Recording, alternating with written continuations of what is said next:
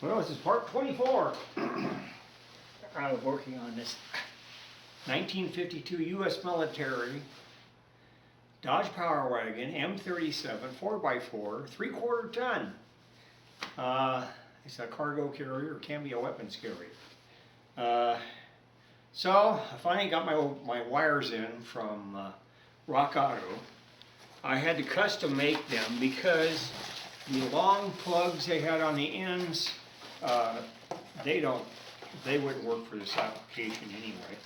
So I had to go through, and the straight end is going to go on the plugs, and the elbow is going to go on the cap itself. So I had to custom make these. You can't use the metal clips that come with these because there's no way they will go inside those. So I've got that ready to go.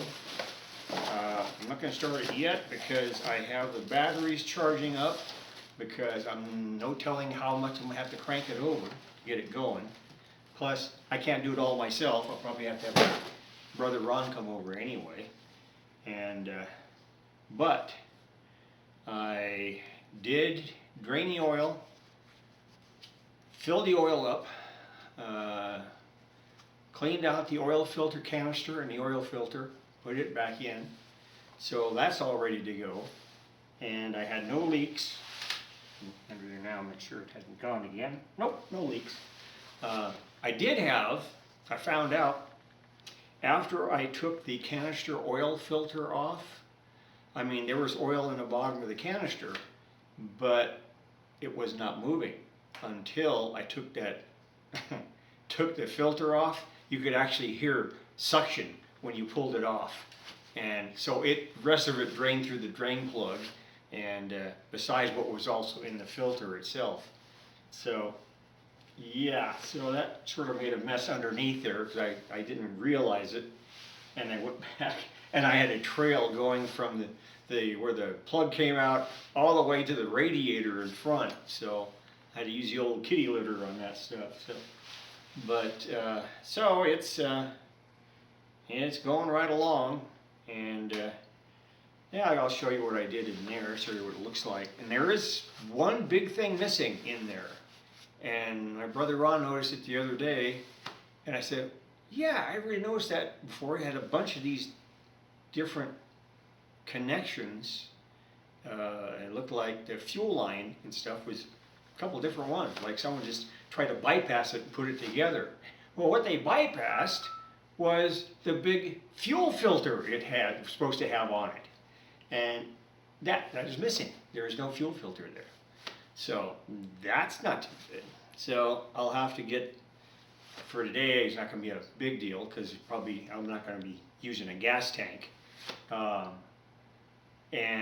the fuel filter, I'm going to have to get a couple inline fuel filters for it, just to make sure everything gets cleaned out. But yeah, so yeah, that was another surprise. So anyhow, I'll show you what we got to do here. So as you can see, the canister back there is back on again, and down below the voltage regulator, they were supposed to be hooked up to that clamp up on top. There was supposed to be a big old fuel filter. Well, instead, if you look down at down below, you see that bunch of fuel lines and stuff. It's all connected together, and it's not supposed to be like that. It's supposed to have a fuel filter hooked to it.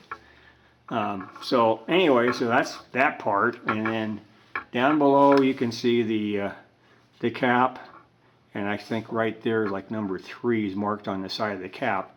So it goes in clockwise from 1 to 6, so shouldn't be a problem. The bottom where the coil comes through, that's screwed back in now, so all that's ready to go. And then next I'm going to have to put all these plug wires in, and I do have a printout of what the firing order is. So that's going to be the next order of business before we get this thing started. Okay, here's a bird's eye view And yeah, everything's in. Let's see. I can get closer down now. But yeah, it's kind of fun trying to get these things in, because really they're all pretty long, even the shortest ones. But yeah, it'll work. At least nothing's going to get burned up or anything where I've got them routed. So yeah, next thing we do is we're going to see if we can start this thing. And that'll be the fun part. I don't think it's firing too early. All right. Well, if it was firing really too early, it would be backfiring. As you can tell by the smoke, we got it to actually take off. Yeah. Problem with the smoke was we had oil down every cylinder, and before that I used Marvel Mystery Oil on every cylinder. So it was more like a diesel. Yeah, more like a diesel running than anything else. So, well, I wonder if we can try it again. Let's try and see. Let's see. Try squirting gas and starting fluid, because well, gas and fluid, we'll just get it both maybe. I'll put a little bit of gas in there. Gas and maybe some ether in there, and we'll see if we can get it to crank over. Oh. Let's see. Okay. When you put it in, I'll floor the gas. All right, hold on. Let me get the starting fluid. Yeah. Ignition. Okay. Ignition on. Let me get a good squirt of starting fluid. All right. Okay. All right. I'll floor the gas. And here we go.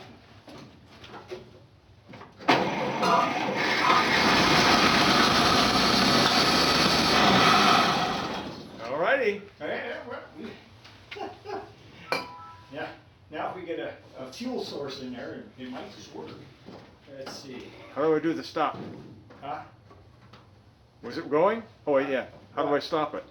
How do you stop what? Oh, the red button? Yeah.